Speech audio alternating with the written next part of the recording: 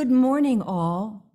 As we enter into this virtual service, please note that those of you participating via Zoom have been muted by our host.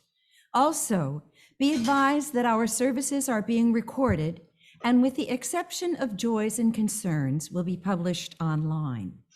Finally, if you wish to take a quick moment to arrange your own chalice at home, please do so.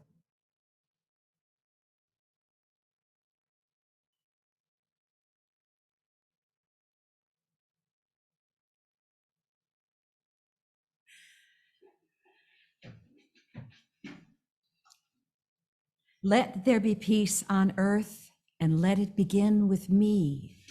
There be peace on earth, the peace that was meant to be. Jan will light the chalice here in the sanctuary. I invite you to light your own chalice and place it where it can be seen by all of us if you are able.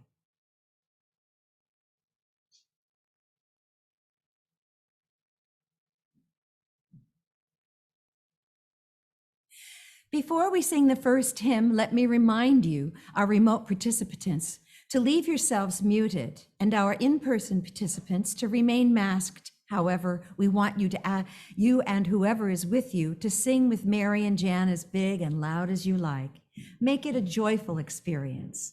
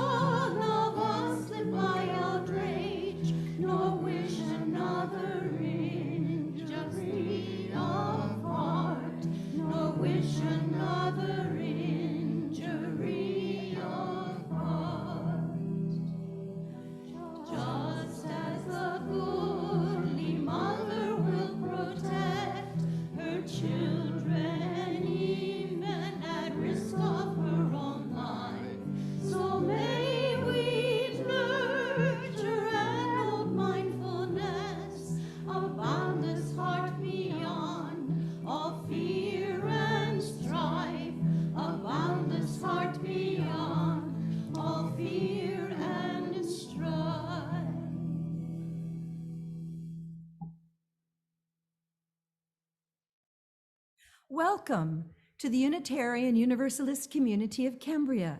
We are glad you have joined us today.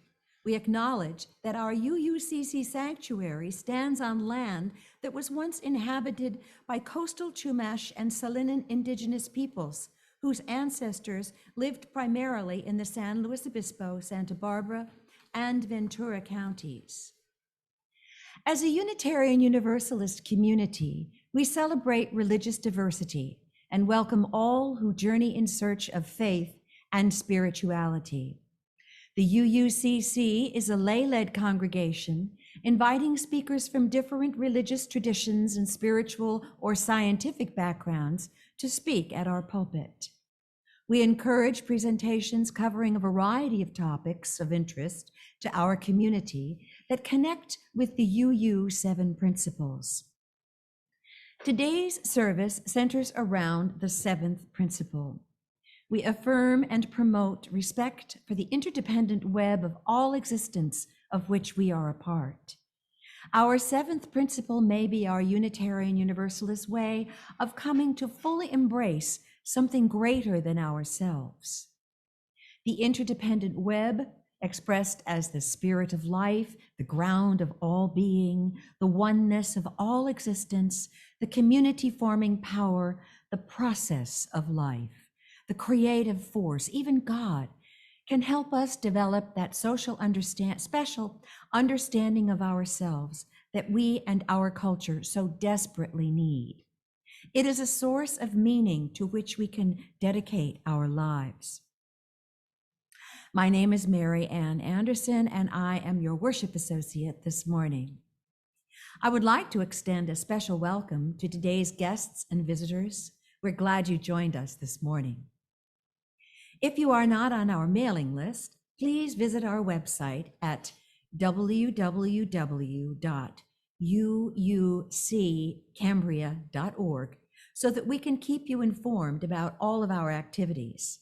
And please check out What's Happening, a weekly e-blast sent to all our members and friends. This is a great way to keep up with the latest news in our community. And a reminder, if you wish to see this or any of our past Zoom services again, recordings of these services can be found on the UUCC website and on Facebook as well. The membership committee invites non-members to consider joining our community.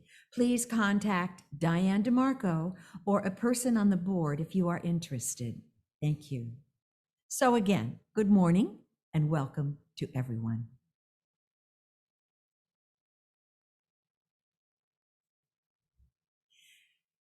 The affirmation is both a recognition of the nature of our community, as well as a promise we make and aspire to. Let us now recite our affirmation. Love is the spirit of this church, and service is its prayer.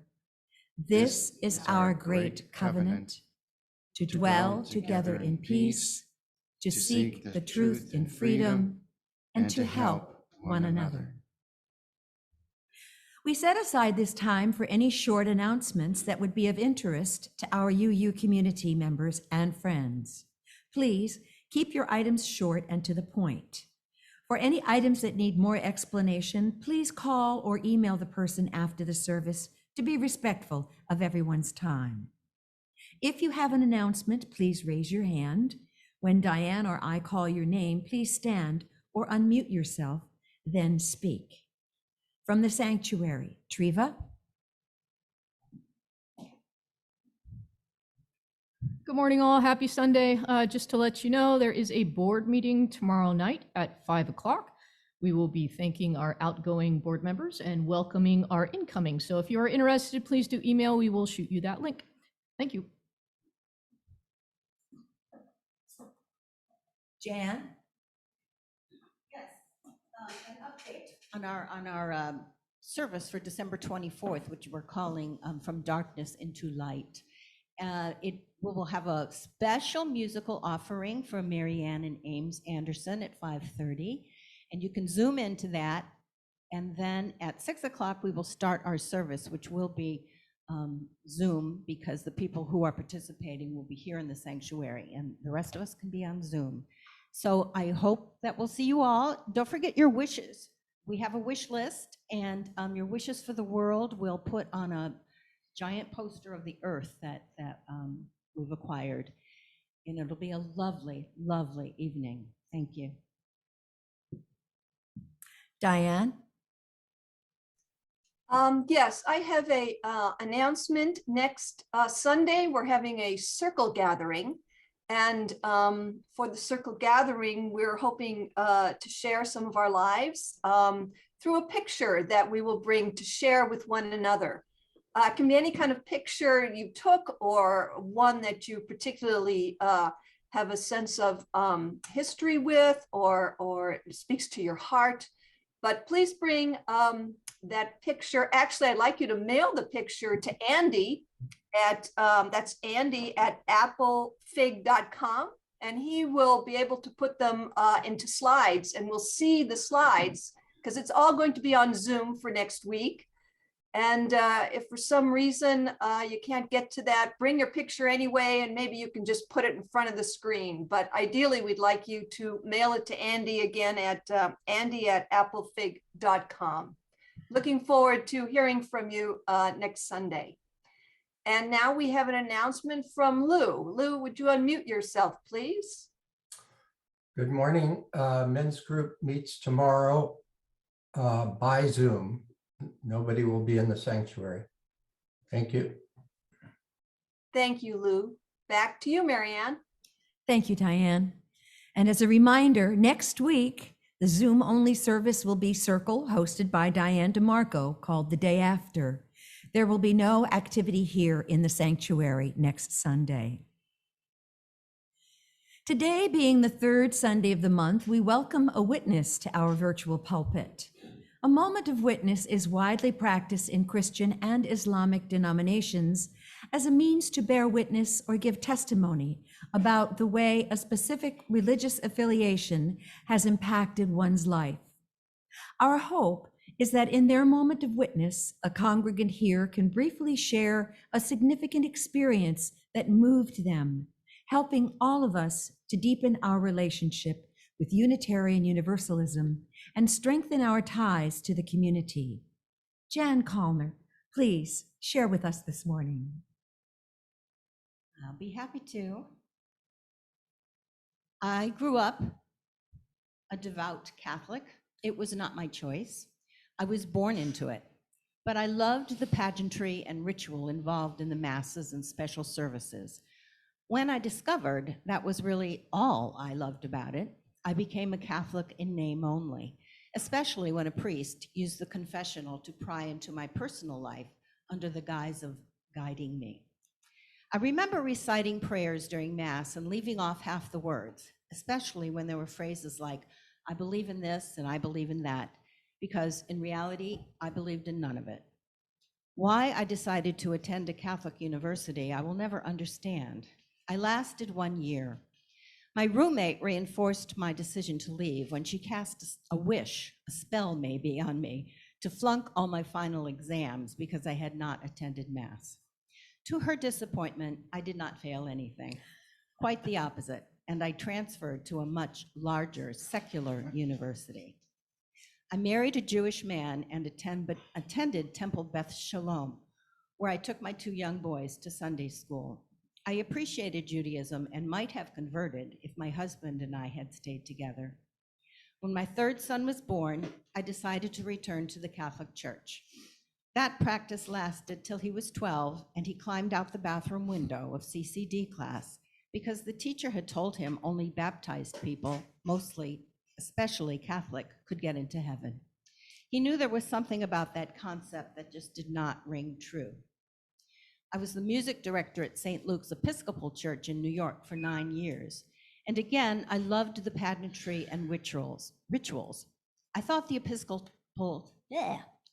Episcopal Church was so evolved to have women clergy. At St. Paul's Episcopal in Key West, where I spent 2 years working in the theater, I walked out of the choir's stalls in despair the day Pope John XXIII died, because the priest barely mentioned this great humanitarian, saying only, "We reach out to our Catholic neighbors in sympathy for the passing of their Pope." I never went back. This missive is taking a circuitous route to say, when I moved to Cambria and my youngest son told me he was marrying the same son who crawled out the bathroom window, and that the wedding would be in Cambria, I was charged with finding an officiant. My first stop was the Vets Hall in the winter of 2012. It was my first and also my last stop. That Sunday, Reverend Rod Richards was the speaker. I hate to use a cliche, but holy moly, I stopped in my tracks. It turns out I've been a UU my whole life and didn't know it, which makes me think we as a community need to do more proselytizing. The UU principles are my principles and have always been. The sources are my sources and have always been. The community is my community, and I did not know. I've been attending UUCC ever since. I've missed very few services. I love being on the worship committee. being a church musician, and learning more and more about this evolving, dedicated group of humanitarians. I just don't know what took me so long. Thank you, Jan.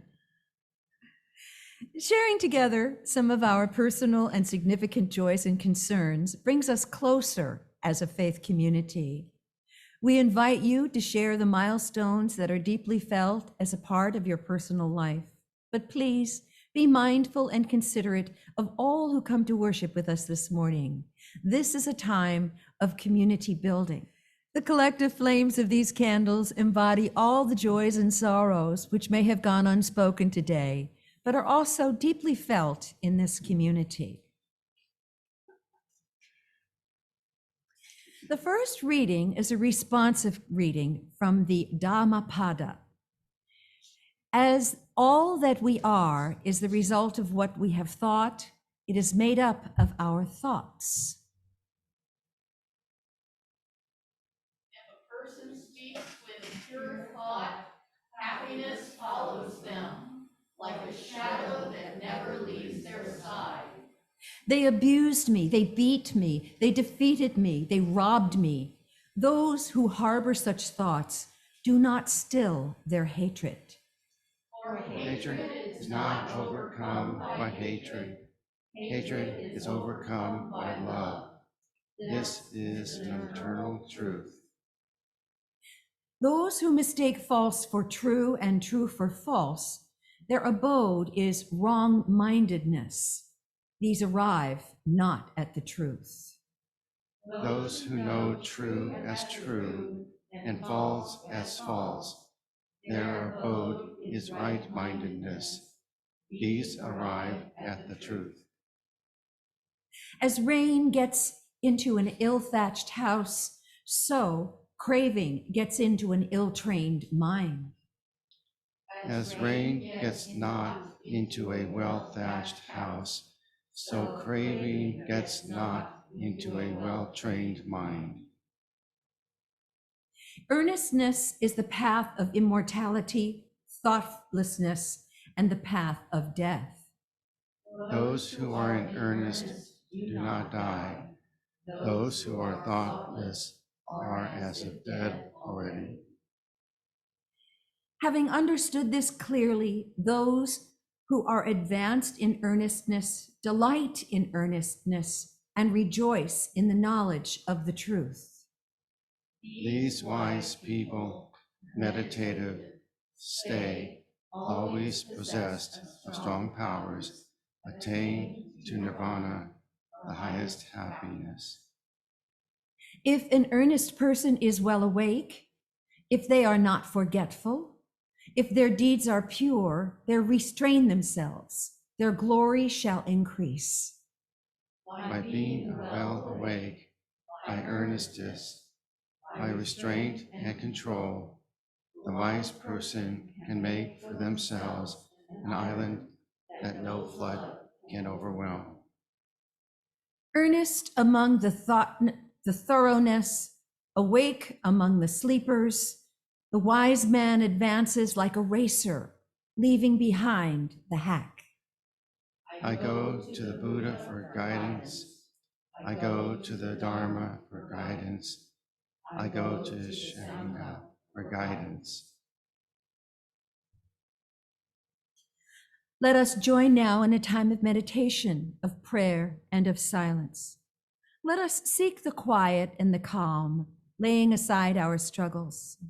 And in the silence, may there be a reverence in our hearts, a thankfulness within our spirit, and a deepened understanding of the meaning of our lives. Let us enter the stillness.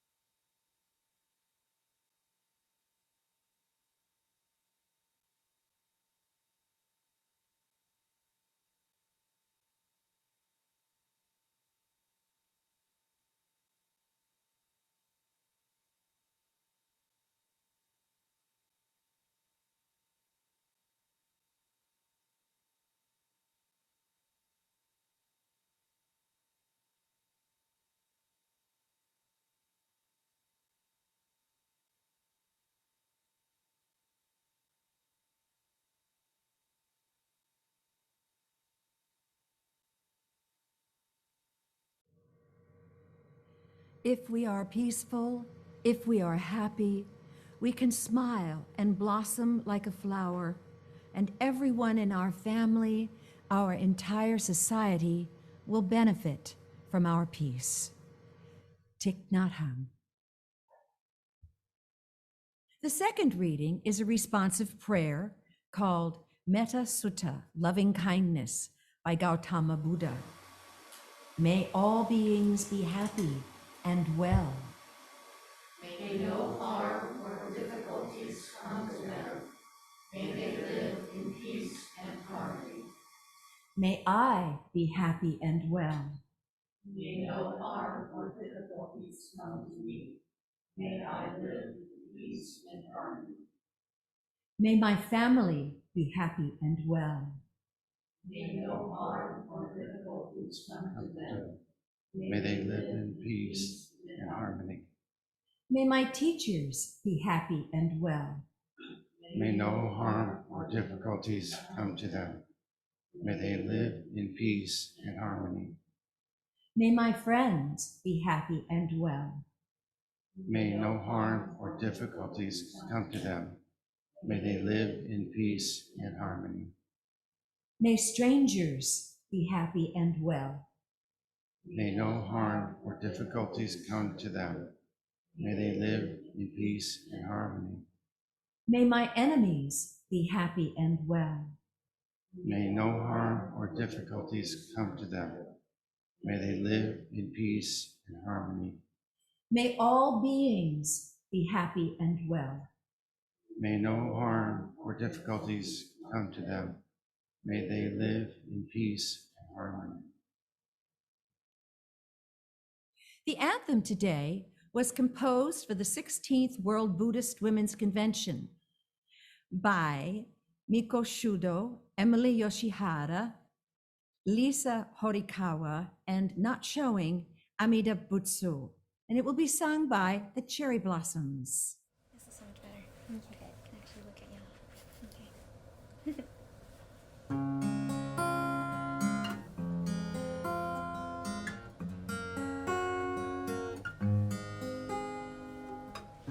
We look so hard for something that brings us happiness. We tend to look outside ourselves and forget what we have within. We put our hands together to find peace in our days. The present moment is all we have. Don't let it slip away. If we close our eyes, remember all that we have. Our hearts will feel a brighter day. We'll sing Namo Amida, Namo Amida Butsu, Namo Amida, Namo Amida Butsu. Sometimes we get overwhelmed by all the hatred and pain. If we can look past our differences, there's so much we can gain. If we open our eyes to see the beauty inside, our hearts will feel a brighter day. We'll sing Namo Amida, Namo Amida Butsu, Namo Amida, Namo Amida Butsu. Let's join our hands together in gratitude we treasure the golden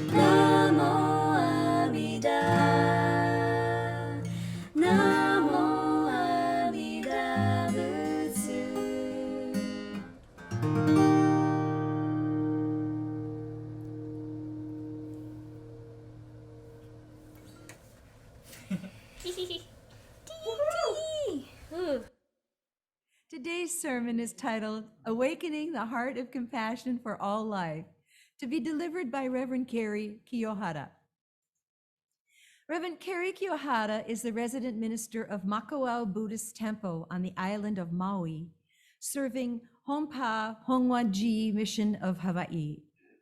He was ordained as a priest of Judo Shinshu Hongwanji Jaha in 2016. Kerry graduated from Chuo Bukyu Gakuin Seminary in Kyoto, was certified as a teacher and assigned as a Kaikyoshi missionary to Hawaii in 2018. Kerry previously worked as CEO, COO, CMO, consultant, and copywriter in Los Angeles, Tokyo, Beijing, Shanghai, and Honolulu. Kerry graduated with BA and MBA degrees from the University of Southern California and speaks English, Japanese, basic Spanish, and survival Chinese, but is mystified by Dakine Pidgin, Hawaiian, Creole English. Reverend Kerry. Okay, well, good morning, everybody. I hope you can hear me. Give me a thumbs up if the sound's okay. Very good. For Randy, I just would make a comment that the hardest thing to do in life is to make the video and audio work in Zoom. The Buddha never said that, but it's actually true. So I'd like to actually start with singing the audio that we were trying to play at the beginning. And following the cherry blossoms, it's a rather difficult act because that was written, very recently. And this one goes back to the 15th century. I'm sorry, actually goes back to the 13th century. And this was a style of music that was popular then. It's based on the Chinese pentatonic scale. So it's going to sound a little bit different, but it goes something like this.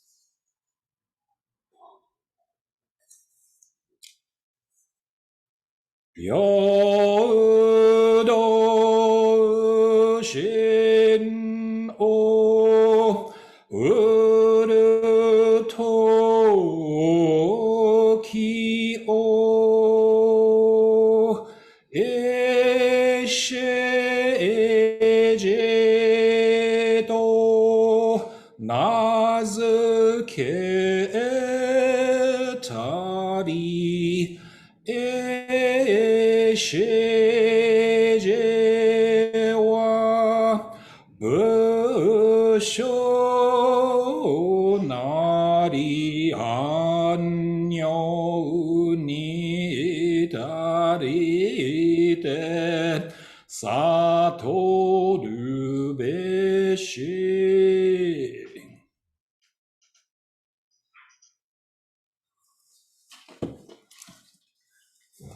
And the English translation of that is, when a person realizes the mind of non-discrimination, that attainment is the state of regarding each being as one's only child. This is none other than Buddha nature. We will awaken to it on reaching the land of peace. Namo Amida Butsu, Namo. These words were written by Shinran Shonin. It's essentially a hymn. A little bit different than the hymns that you might be familiar with, obviously. But it speaks to a certain truth. So good morning, and aloha from historic Makawao town on the beautiful island of Maui in the great state of Hawaii. So this morning, you're going to hear 3 Hawaiian words quite a bit, and so I should probably explain those, because if you live in Hawaii long enough, you start using these words kind of naturally and unconsciously. So beginning with aloha. Which is unconditional love offered freely. And this is very often used as a greeting. So hello and goodbye, you say aloha. Mahalo, gratitude and appreciation. But there's always this sense of being humble, that you have received something you really don't deserve, but thus you're humble and grateful, so mahalo. And then the aina, which is the land that we live on. And it's always, again, with a sense of reverence. So aloha to everyone, and mahalo for asking me to share this moment of an unrepeatable life with you today. I'm absolutely delighted to be sharing this moment with you today because in reflection, the causes and conditions that brought all of us together here today are literally countless and inconceivable. I first met Randy and Mary here in Maui sometime before 2019, I believe, But we did have a Peace Day observance at the temple here, Makwa Honganji Temple. And so I wrote a poem that was trying to express the Buddhist perspective on peace, for that particular gathering. Sorry, that's the slide with the English translation, so it's this one. Peace begins with the heart of compassion for all life. And that led to an invitation, to come and share the Dharma teachings with you in Cambria whenever you're in California. And so, okay, that'd be great. Which in turn leads to today, a wonderful and rare opportunity to be together that arises from these causes and conditions caused by a global pandemic and a public health emergency of all things. So without the heart of compassion for all life, all living beings, all forms of life, all people without discrimination or judgment, there can be no peace in our world, in our communities, in our homes, or inside ourselves. And thus, slide, awakening the heart of compassion for all life becomes the key to peace. And this, of course, is one of the UU 7 principles. Respect for the interdependent web of all existence, of which we are all a part. In the Mahayana Sutra, which are the words of the Buddha, we will find reference to the Vedic Deva, Indra, and the story of Indra's net, the net of jewels. And he uses a metaphor saying that reality as it is, this world is actually a net of jewels. And there's a jewel at each knot in the net, and each jewel thus is connected to other jewels, and each jewel is reflecting all of the other jewels at the same time. So this metaphor is designed to illustrate the truth of non-self, which leads to the truth of interdependent and interconnectedness, the oneness of all life, living beings, people, everything in this reality as it is. So Gautama Buddha, a Japanese tradition known as Shakyamuni Buddha, taught that the cause of suffering, unhappiness, and dissatisfaction in human life is simply because our ego insists me is real, it's permanent. Reality as it is, born human, right? Our bodies and minds will inevitably age and decay, become ill, and reach the end of life, and we die. So simply put, born human, we live this unrepeatable life as if it's about me, my ego, right? And thus we encounter disappointment, dissatisfaction, discontent in this unrepeatable life. So the Buddha taught the Dharma, reality as it is, the truth of non-self. So what we think of as me, my ego, the self is a transient illusion created by our all too human brain, which is desperately trying to process billions of data inputs from all of our all too human 5 sense organs, which are housed in this constantly decaying human body. In other words, the Buddha taught that me is an illusion, and yet we desperately cling to me, to the self, and insist upon living this unrepeatable life as if it's about me. So the Buddha taught that conflict arises because born human, everyone insists it's about me, and we're butting heads when the reality is everything is interconnected, interdependent, and all life is one. And thus, awakening the heart of compassion for all life means we must first recognize, accept, and actualize this truth of interdependence, interconnectedness in one's unrepeatable life.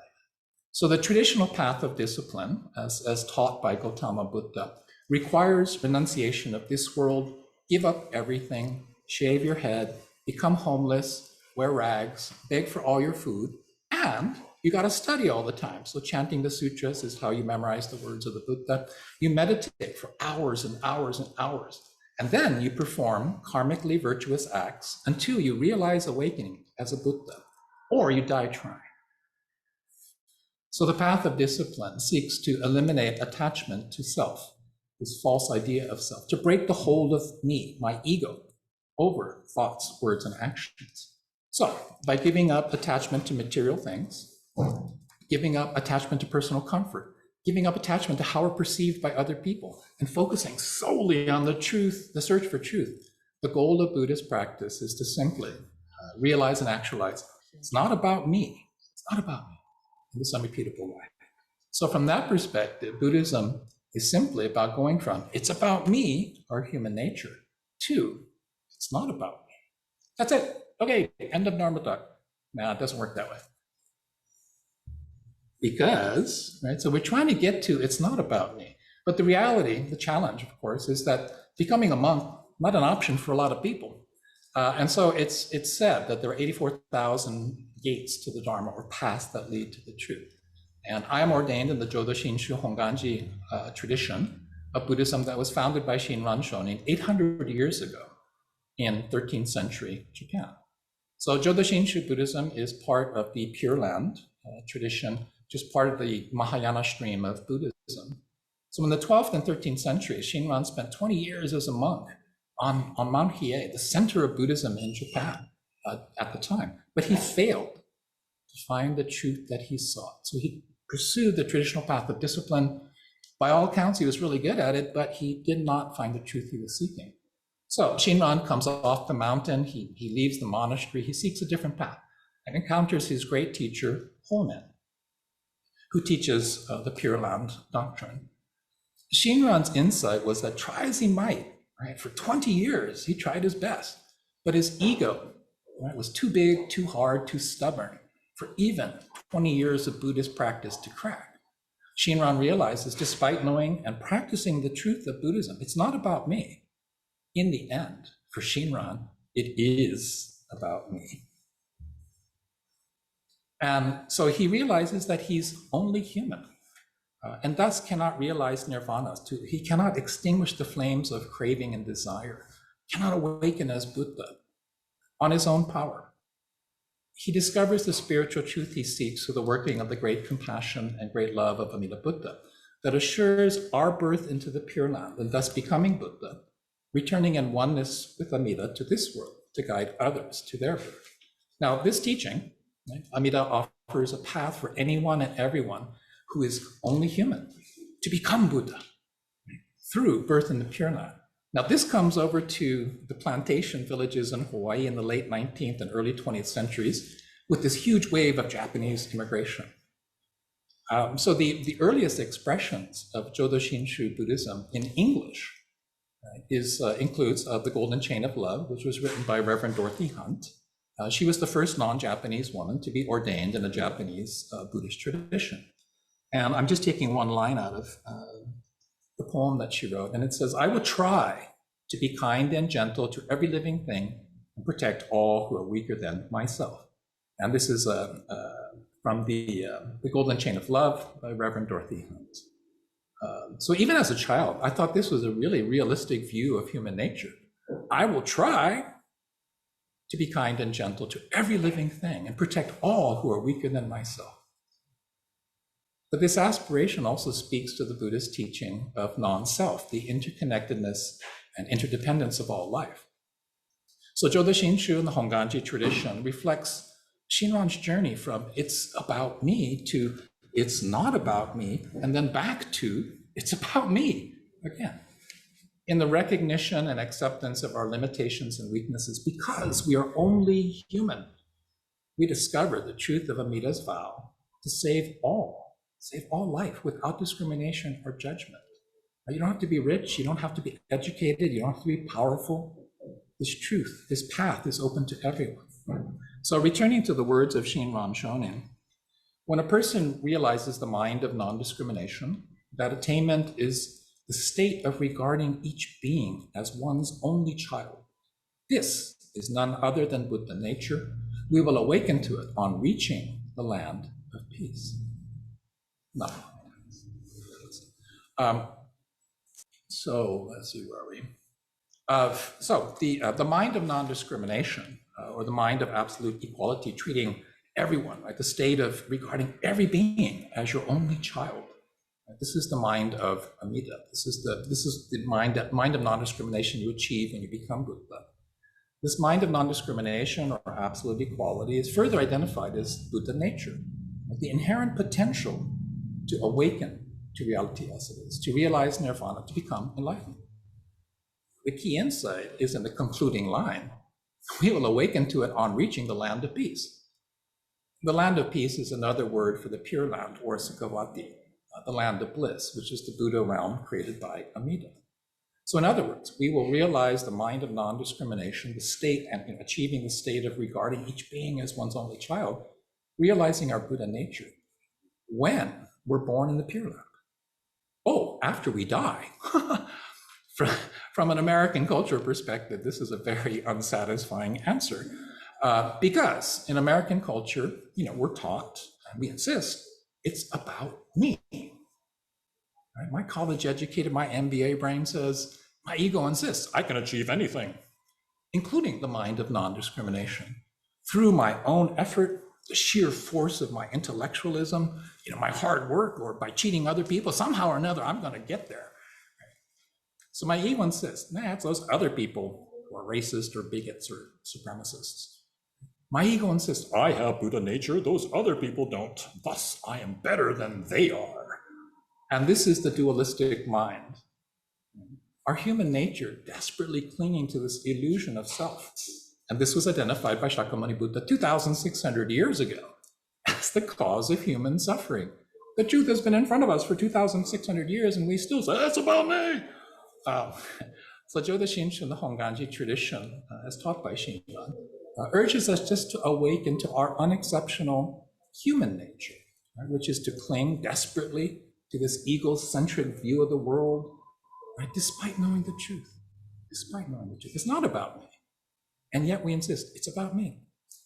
In awakening to our absolute human nature, we begin to see Buddha nature absolutely. We begin to perceive the Buddha nature inherent in all people, in all life. So the realization of just how limited is our ability to accept all people just as they are is what awakens us to the true magnitude of Amida's great compassion, which accepts us just as we are.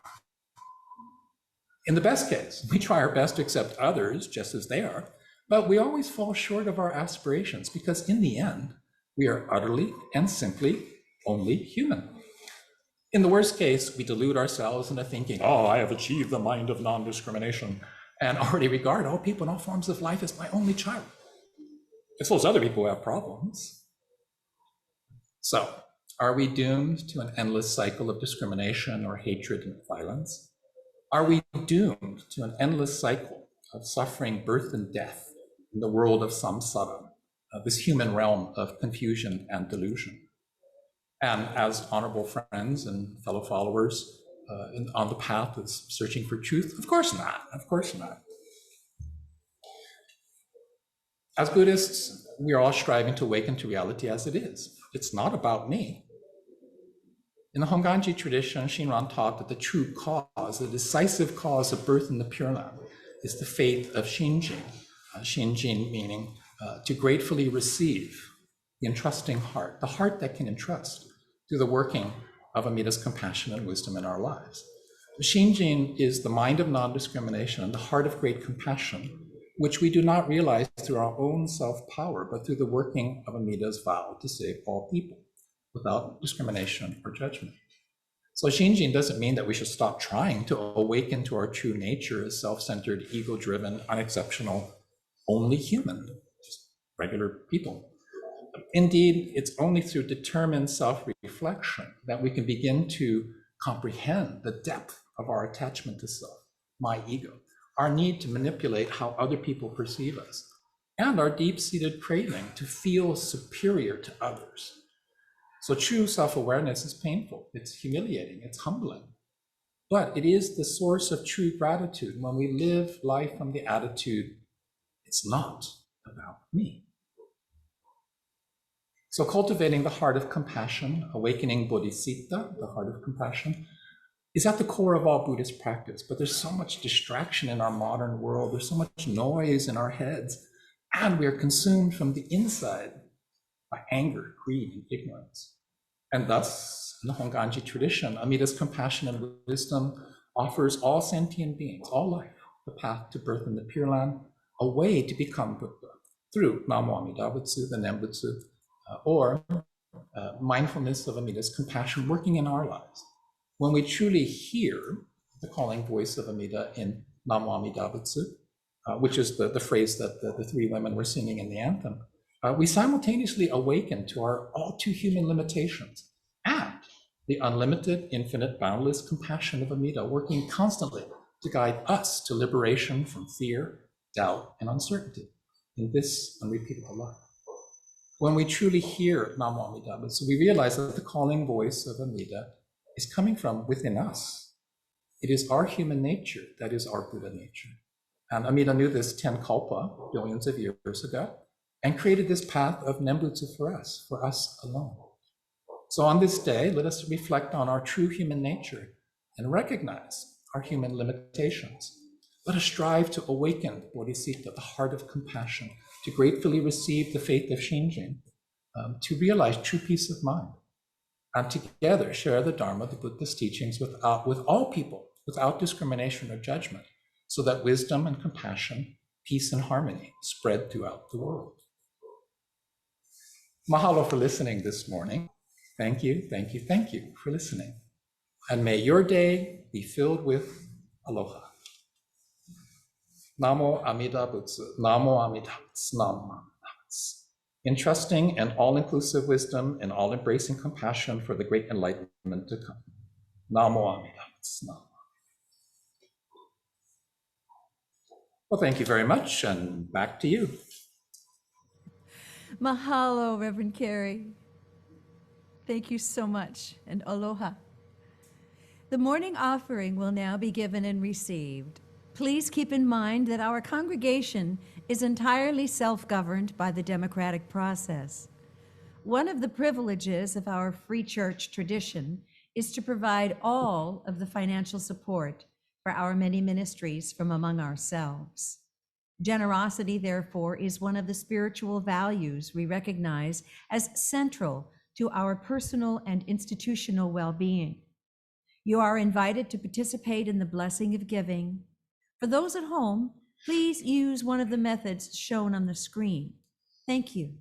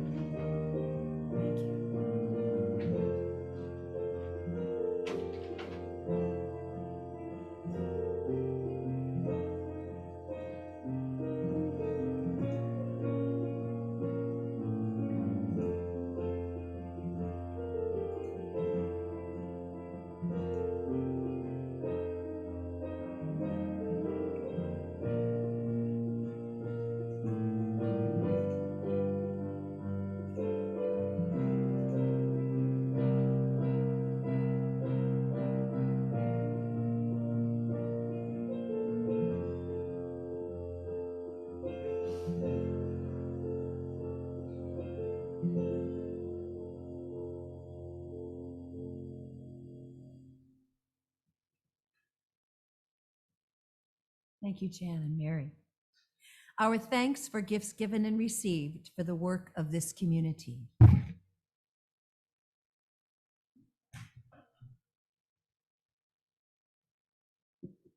Let us now sing the doxology.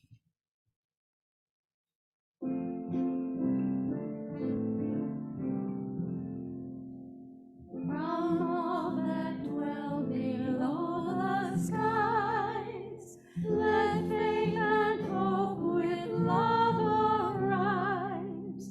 Let beauty, truth, and good be sung through every land, by every tongue.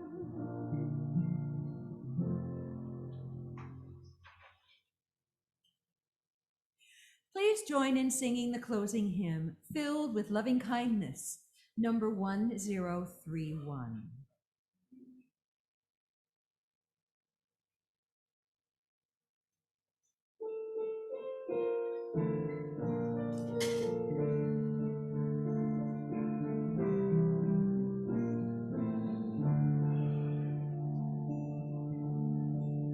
May I be filled with loving kindness.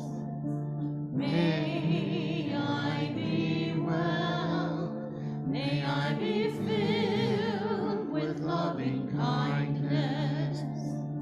May I be well. May I be peace.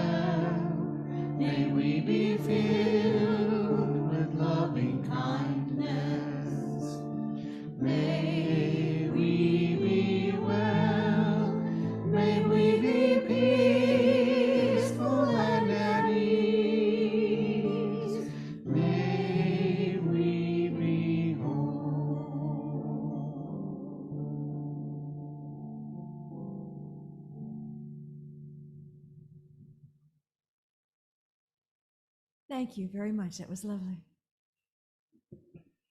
Let us now recite the valediction.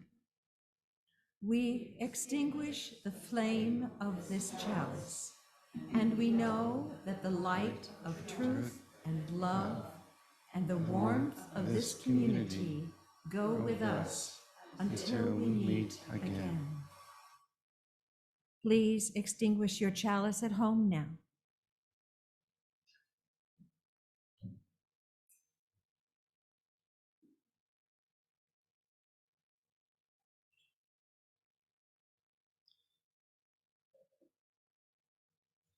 After the benediction, please click on the gallery view button in the upper right corner of your screen, but please remain unmuted. Diane or I will call on you when you raise your hand. Kerry? I'd like to close the service with a Buddhist aspiration. Let us be grateful for this moment together, united by our aspiration to see the world as it is, not as we would like it to be, so that we may alleviate suffering for all beings. Let us be wise so that we can see both sides of conflict with clarity and not insist that we alone are right. Let us be compassionate so that we can help all people without discrimination or judgment. Let us be kind and gentle to every living thing and protect all who are weaker than ourselves. Let us allow the aloha in our hearts to manifest as mahalo for the great ohana of life and the blessings of the aina. In the Honganji tradition, we express our gratitude for all-inclusive wisdom and all-embracing compassion in this unrepeatable life by placing our palms together, bowing our heads and saying, Namo Amida Butsu, Namo Amida Butsu, Namo Amida, Namo Amida Buddha, entrusting in all-inclusive wisdom and all-embracing compassion for the great enlightenment to come. Namo Amida Butsu, Namo.